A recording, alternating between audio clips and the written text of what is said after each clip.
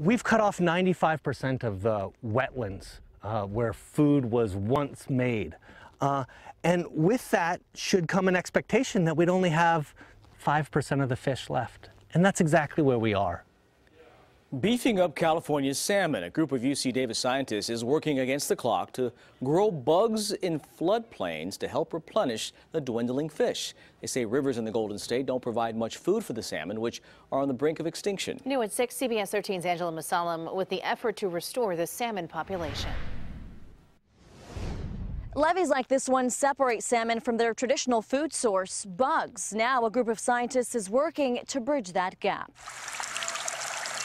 That we can't get the fish from the river to the rice fields, but we're able to get the food in the rice fields to the fish that are in the river. An idea in the works for about 2 decades to help a nearly extinct population of salmon. Now Carson Jeffries and a group of scientists are applying it here at River Garden Farms in Knights Landing. So the bugs are the base of the food chain. They're what makes fish. These bugs, called water fleas, are planted in rice fields to mimic floodplains where salmon traditionally went to get their fish food. Jeffries and Katz have spawned water fleas for the past few years. They reproduce by the millions each day. And at the drain of the field, we just pull the plug and the whole field drains into a canal that then leads to the river. The fish food then flows into the river where salmon can feed. Both Jeffries and Katz say the results so far are striking.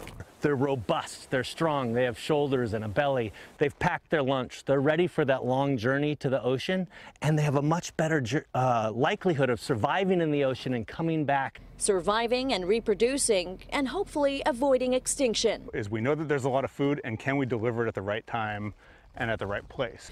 The bug hunting duo holding their breath. We're really making a system that makes a much brighter future for California, for people and for fish.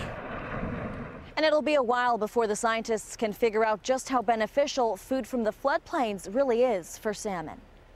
Angela, thanks. Now, so far, about a handful of the farmers around the Sacramento region have opened up their rice fields to grow bugs. Katz and Jeffries hope the movement will spread throughout the state.